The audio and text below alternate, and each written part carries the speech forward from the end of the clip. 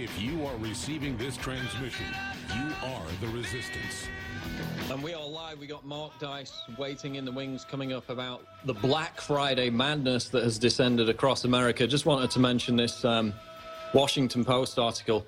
This is a quote from this Washington Post article that claims InfoWars is a fake news outlet run by the Kremlin. Quote, "This propaganda machinery also helped push the phony story that anti-Trump protesters were paid thousands of dollars to participate in demonstrations."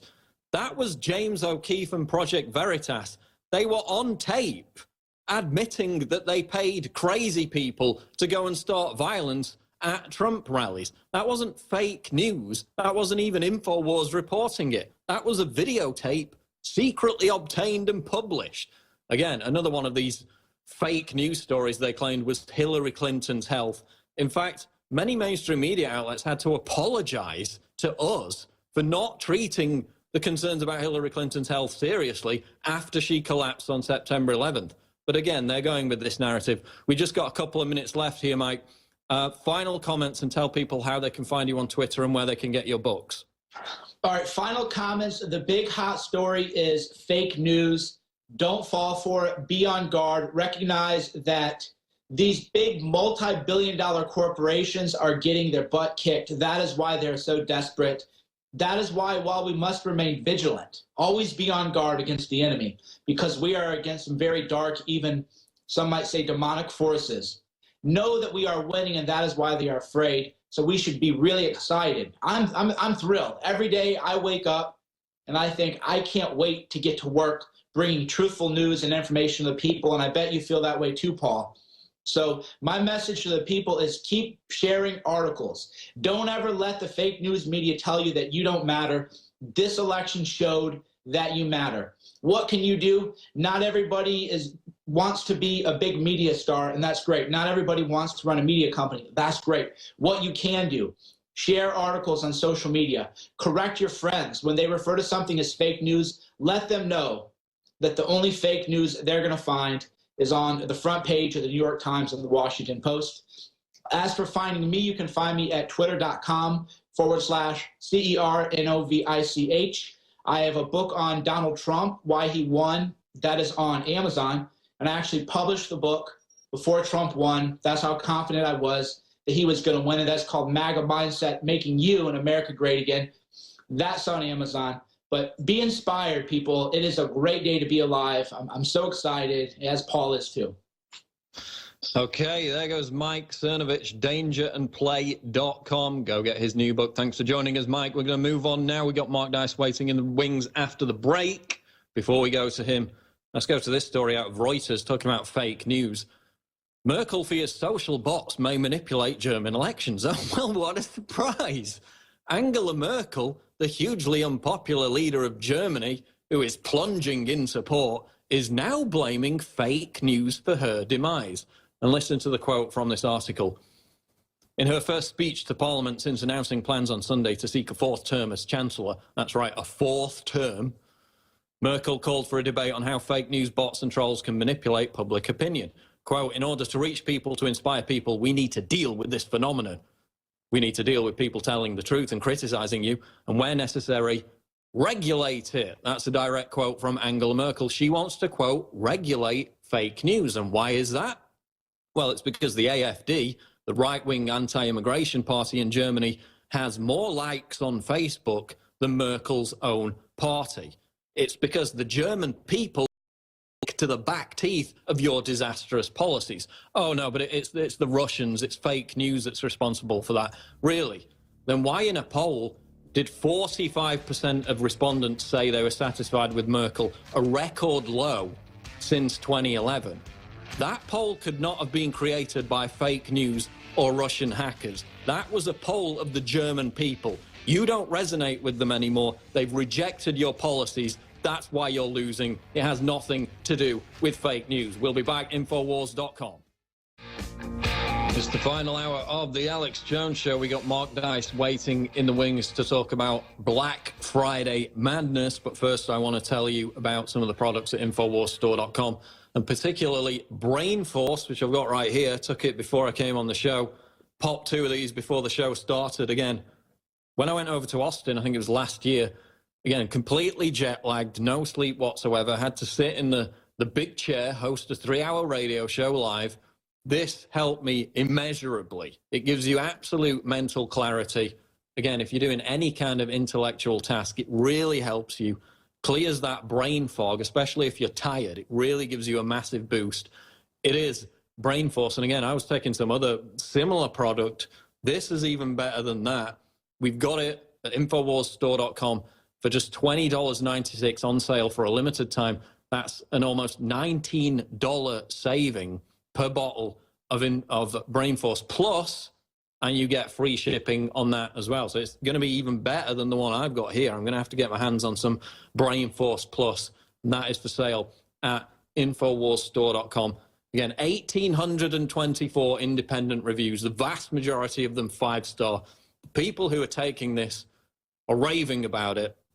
Absolute mental clarity. Again, in social situations, it helps you with conversations as well. It's really multi-purpose supplement, and that is Brain Force Plus. Just $20.96 right now for a limited time at InfoWarsStore.com. Almost $19 saving per bottle. That is huge. Available at InfoWarsStore.com. Now, if you look at the Drudge Report, we've got Seasons beatings. One shot dead outside New Jersey Mall. Shoppers fight over towels. Riot over toilet paper. Sounds like Venezuela. Video, see them fight in Modesto. Man stabs parents during Thanksgiving dinner. Violence across USA. And at the bottom there linked is Mark Dice's new video, The Zombies of 2016. Let's go to that video. Thanksgiving and all across the land, the zombies went shopping with their credit cards in hand. Thanksgiving has been forgotten by parasites like you, trading family and friends for a flat screen that's new. When all of a sudden there arose such a clatter, Santa with a bullhorn to remind you what matters. Mentally enslaved morons and social media slaves lost touch with reality and are racing towards your graves. Breaking news. The Center for Disease Control has revealed that a parasite had infected tens of millions of turkeys consumed on Thanksgiving.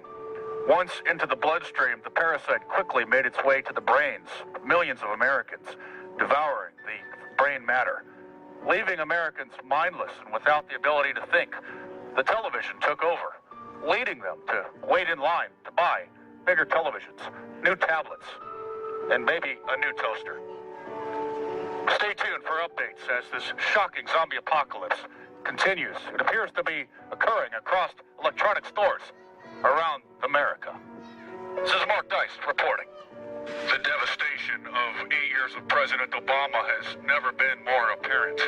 Millions of Americans are waiting hours in line on Thanksgiving, hoping to save a few dollars on a new television, tablet, or a toaster. These poor mentally enslaved morons, unaware that they could simply order these items from Amazon.com and have them conveniently delivered to their front door. Brainwashed by the television to come and wait hours in line, to go deeper into debt that they will later regret. Thankfully, Donald Trump beat Hillary Clinton, and we will soon make America great. And you can once again enjoy Thanksgiving dinner. Me need new television set. New video games. Hey, they're having a big sale. Oh, what's in your wallet? Only 3 zombies spotted at Kohl's department store. Again, lending more credibility to the theory that the zombies are attracted to electronic goods at stores like Best Buy and Target, Walmart. Apparently not interested in clothing, kitchenware. Perhaps these zombies got lost on their way to the electronic store. We'll keep you updated on the latest victims of this zombie apocalypse on Thanksgiving. This Walmart appears to have set up barricades to protect the store from the zombie hordes. They must have seen the reports of the zombies congregating around other stores and attempted to prevent the destruction of their own property. And Mark Dice joins us now. You can find his videos by going to markdice.com. That will take you directly to his YouTube channel. Mark, you do this every year now. This is a tradition with Black Friday. What strikes me from watching these videos is you never seem to get any kind of reaction. I mean, Does anyone ever confront you? Does anyone ever shout back? Or are they all just, you know, in a daze, as we see in the video? Does anyone have any kind of response? It's eerie. And for those who haven't seen it, I attached a camera onto my vehicle, and I was just driving by slowly as the camera was panning the crowd. And it just has an eerie look to it. And to answer your question, pretty much no. One person told me to go home. I did a previous video, different store that wasn't included in that segment, but they just stand there in stunned, which adds to the whole zombie theme. One year, somebody threw something at me. I don't know what it was. It hit the vehicle. But I mean, when I first started doing this, and as society continued to sort of spiral down intellectually and morally, and as the outrage still continues to fester over the election, I was a little bit concerned about, you know, possibly having the zombies start physically attacking me or start to surround my vehicle. And nobody moved. Half of them didn't even look up from their phone, and they're just looking at me in a daze. It is eerie, man. It really is creepy. The zombie analogy is perfect. And I'd just like to tell Hollywood that I have the copyright on the Black Friday parasite-infecting Thanksgiving turkey dinner, turning people into zombies genre, which would make a great film someday. No, I mean, the thing about it, I made a video, I think it was 3 years ago now, where all I did was spliced clips of Black Friday people waiting outside the stores, roaming around, getting into fights with each other, spliced in clips from actual zombie movies like Dawn of the Dead. And by the end of the video, by the time I was rendering the video, I couldn't tell the difference between which was the actual zombie film, and which was the human zombies outside the stores on Black Friday. So again, that zombie line sounds like a cliche, but it's actually true. The thing I never understood, and we can get on to talking about how Black Friday is a scam anyway, but why would you camp outside, line up for hours? I mean, they must have such little respect for their own time when you can just sit at home and get the same deals on the internet. I mean, is there some kind of ritualistic aspect to this when it seems like a complete waste of time?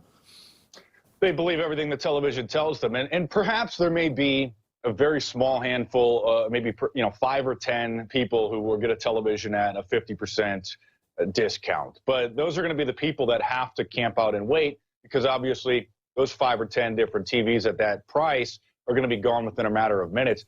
It's so strange. And, you know, I feel really bad for the employees that have to work, because Black Friday started encroaching earlier and earlier, and soon stores, maybe back in the 90s, stores were opening here in the U.S. at 6 a.m. on Black Friday, and then 5 a.m., some maybe at 4 a.m., and then maybe about 4 or 5 years ago, I think it was 2012, they opened on Thanksgiving night, some at 5 p.m., some at 6, et cetera.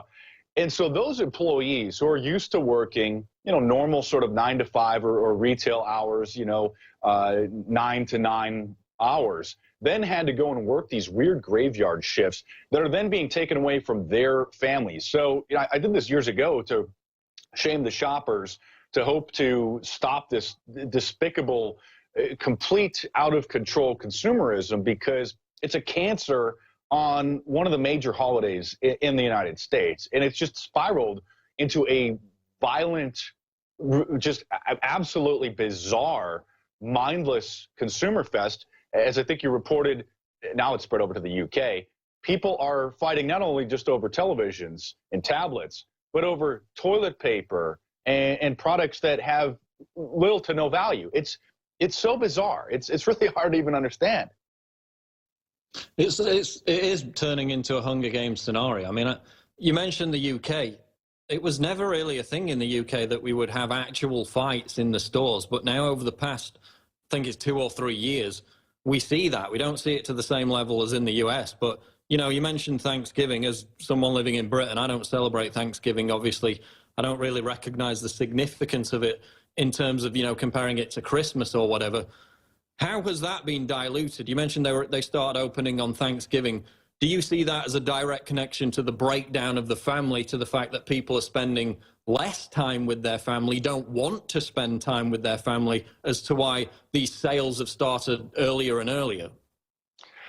Well, think about the people who have to work retail jobs, which aren't just teenagers or college kids. You have a lot of people, sometimes even into their 60s, perhaps even in their early 70s, that are working these retail jobs, again, whose hours are usually, starting around 9 a.m., or maybe they'll start a shift at noon, and they'll work until 8 or 9 p.m. with a 1-hour lunch break. So usually for, ever since Thanksgiving had been in place, or these big box stores were in business, they were closed Thanksgiving.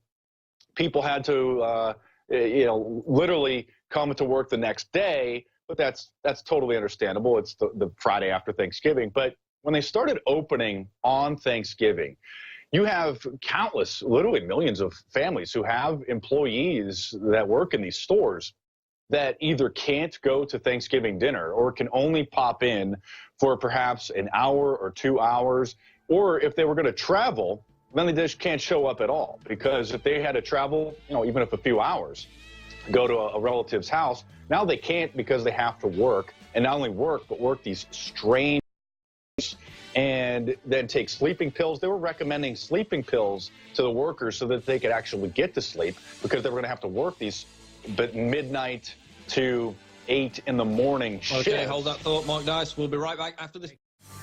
We are back live on the Alex Jones Show with Mark Dice, talking about Black Friday.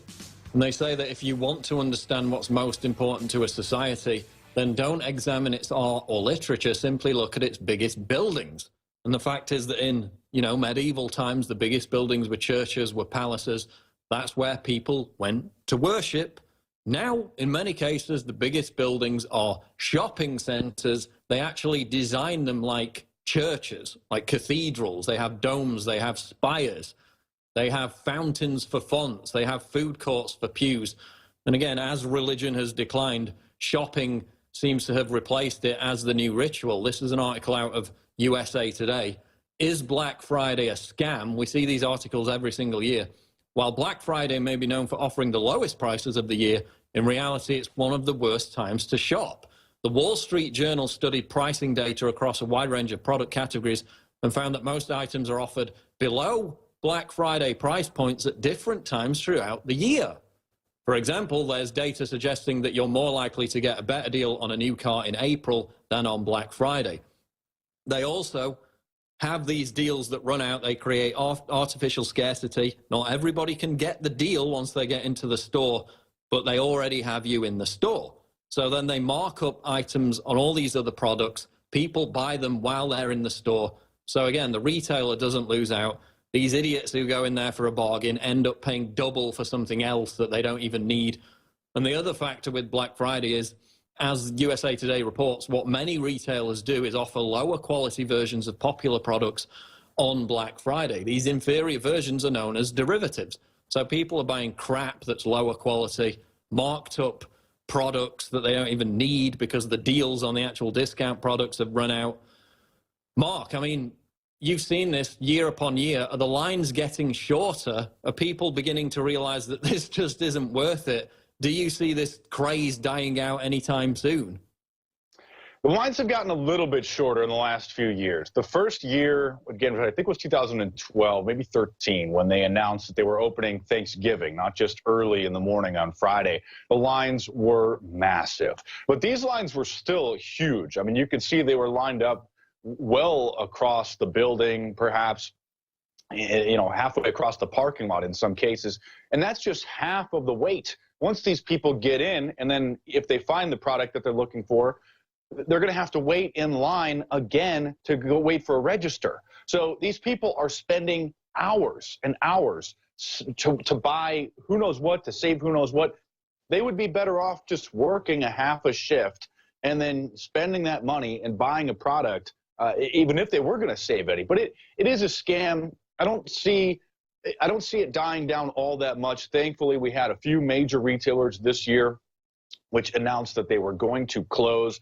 And that's why we should resist. That's why we should really shame these shoppers, because it's a free country. They can do whatever they want, but they're putting a strain on the families of millions of retail workers, again, who have to go into work and work these weird hours. And many of them skip Thanksgiving dinner altogether, Perhaps that's one of the only times that they're able to see family members who come sometimes from across the country for that one dinner. And now, if you can't, take the day off, usually for those of you who've worked retail, it's very difficult, they know, to take a day off, particularly on these high volume days. You can't just take the day off. Even if you're a manager, even if you're one of the senior employees there, it's a mandatory day. And so these poor people have to show up. They have to cater to these probably largely intoxicated masses of people. And they're not lining up at the bookstore, Paul. They're not waiting to go and get some educational material. They're waiting to get largely products that further distance them from reality. As the clip showed that you played in the last segment, at Kohl's department store, which is largely just clothes and kitchen goods, there was nobody there. The 3 people were just waiting there. But you go to the electronic stores, out here, Fry's Electronics is pretty big. Best Buy, the national chain everyone's familiar with. Target, of course. And those are the lines that are just absolutely massive. It's idiotic. It really is symptomatic of the breakdown of the family, of the mass consumerism. And I'd be willing to bet that probably 80 to 90% of those people in line have massive, massive credit card debt, which in the United States here is, I think, well over $7,000, perhaps $10,000 per person. And again, this is not an attack on capitalism. People are welcome to go out and trade and do what they like. It's this rabid consumerist aspect of it, which is, again, pushed by the entertainment industry, pushed by the news networks. That's all we're speaking out against. But after we get back with Mark Dice in the next segment, long segment coming up, we're going to talk about the recount. Jill Stein now announcing that they're going to do the recount in Wisconsin. What does that mean? Are they going to try and use this to steal the election from Donald Trump? We'll be right back. Infowars.com. We are back live with Mark Dice waiting in the wings. We're going to talk about the recount, Jill Stein's effort, which is not actually Jill Stein's effort. It came straight from the Clinton camp to have a recount only in states that Trump won. We're going to talk to Mark Dice about that here in a second. But first, I want to tell you about Silver Bullet Colloidal Silver at InfoWarsStore.com, because, again, we're not funded by giant pharmaceutical companies. We're not funded by dictatorships in the Middle East like CNN is, who pay them to make propaganda programs about corrupt authoritarian regimes. That's not how we survive and grow. We're not funded like Black Lives Matter is, like MoveOn.org is, by multi-millionaire, multi-billionaire globalists like George Soros. So, in fact, it really annoys me when people say, oh, why are you selling these products? Why would we get heat for selling products that, for example, with Silver Bullet, has 4.8 out of 5-star reviews out of 737 reviews? We're not forcing this on anyone. Everything we put out is free. This entire show, the video, is free on YouTube. The live radio show is free to listen to. Everything's free. We don't ask anyone for anything for our content. We simply ask for your support to build the platform. And it's worked pretty good, hasn't it? I mean, when I started with InfoWars, it was, 2-3 people. Now we've got a huge network of reporters, writers, broadcasters, and that's why the mainstream media hates us, because we're taking them on and beating them. And Silver Bullet Colloidal Silver, just $9.95 now at InfoWarsStore.com. That's a $20 saving for a limited time only. And in fact, this is great for boosting your immune system, but not just for people. This is good for sick pets. I had a cat that had cancer, feline cancer, took it to the vet, basically said, no, you got to put this cat down now. It's going to suffer. You've got to put it out of its misery. Gave it colloidal silver. That cat lived for about 3 or 4 years after it was diagnosed with feline cancer. So this is a huge boost, not only to humans' immune system, but if you've got sick pets, just mix it in with their food. It's completely tasteless. They won't even notice. And I mean, it worked with me. This is going to work to boost the immune system of man or beast. And that's why it's got excellent 5-star reviews at InfoWarsStore.com. It is Silver Bullet Colloidal Silver, available now for just $9.95 per bottle. Free shipping. Stock up now. That is not going to last for long at those prices. InfoWarsStore.com. Let's go back to Mark Dice now. Mark, you put out a few videos about this last night.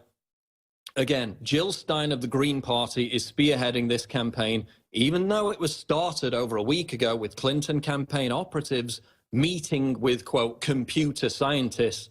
They want a recount. They've now funded a recount. In fact, as of a couple of hours ago, they announced that they had filed for a recount in Wisconsin. They've raised the money. It looks like it's happening. A lot of Trump supporters, and this is what's baffled me, don't seem to be too alarmed by this. They were scared, concerned about election fraud before the election, yet they're not concerned about any fraud happening with this. Do you see this as having the potential for them, for the Clinton campaign, to try some dirty tricks between now and the inauguration? Yeah, there's two scenarios here. One is that this is just a desperate attempt to try to grasp at straws at this misinformation or this misinterpretation of the voting tallies, and to perceive that falsely as if it's some anomalies, and then to come up with the theory that the machines were hacked. And even if they were hacked, they would have been hacked in order to shave votes away from Donald Trump. Certainly, Jill Stein is not concerned about the George Soros connection to the voting machines in several major states. But yeah, this also could be a cover for the big steal. And it's quite laughable on one level that they're so desperate at this point in the game to try to grasp at what appear to be such short straws.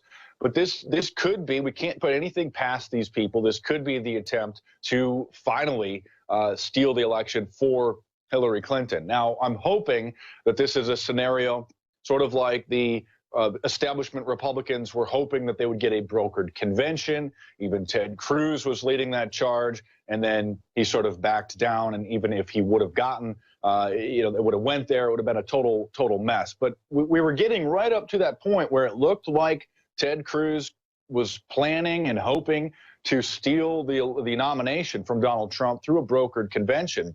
And so now, thankfully, that didn't happen. On election night, before Hillary Clinton conceded the next morning, a lot of people were celebrating that Trump won, but I was still a little bit cautious until finally those last few states were called early in the morning. So this is quite concerning. I think this is also a money grab for Jill Stein. Initially, she set out to raise the $2.5 million, and then immediately when that was raised, she bumped the goal up to $4.5 million, really getting money from the useful idiot Bernie Sanders supporters and Hillary supporters, hoping for some way, any way, to take the election from Donald Trump. But if you do the math, the attorney fees would be the equivalent of having a team of 10 attorneys working full time for almost 5 months on this case, which the recount back in 2000 only took, I think, under 60 days. So it's quite strange. I think on one level, this is Jill Stein attempting to remain relevant. Jill Stein not really having anything to do at this point now that her pretend presidential campaign has come to a close. So she's trying to rebrand herself. And while we do need to have some sort of oversight, we do need to get rid of these electronic voting machines. To do it at this point, specifically when pollsters have pointed out the reasons for these supposed discrepancies, quite strange. So it is concerning that this could be used to try to find, once they're given access to these machines, who are these people that are going to have access? Who's going to have oversight to them? Are they going to be able to trump up some, pardon the pun, but manipulate the supposed tallies? It's going to be really interesting to watch. We can only hope that this is just another pipe dream of the Hillary supporters, but it's definitely something to be concerned about. Exactly. I mean, Michigan, Trump won by 10,000 votes. There's no electronic voting in Michigan. So they're claiming, oh, this was hacked. This was potentially hacked. There's some evidence. How can you hack something that's not connected to the internet, that's all run on paper ballots? That's the threat. Could they just say, oh, we mysteriously discovered 15,000 extra ballots that weren't counted? And as you mentioned, the money issue. Zero Hedge just came out with an article basically pointing out, if you read the small print of this donation website for Jill Stein's fundraising campaign for this, it says this will not necessarily be used to fund a recount. This could be used to fund, amorphous other projects in the spirit of the Green Party or whatever. So it could be one huge, giant money-making scam. they've raised far more money than is required for Wisconsin. They've filed for that today. And again, the point I made earlier in the show, Jill Stein came out and said that Hillary Clinton is probably going to cause nuclear war. I mean, that's how she would, I said she was vaguely pro-Trump. She basically said, oh yeah, if you're going to vote for anyone, vote for Trump, because a vote for Hillary means nuclear war. And yet now counting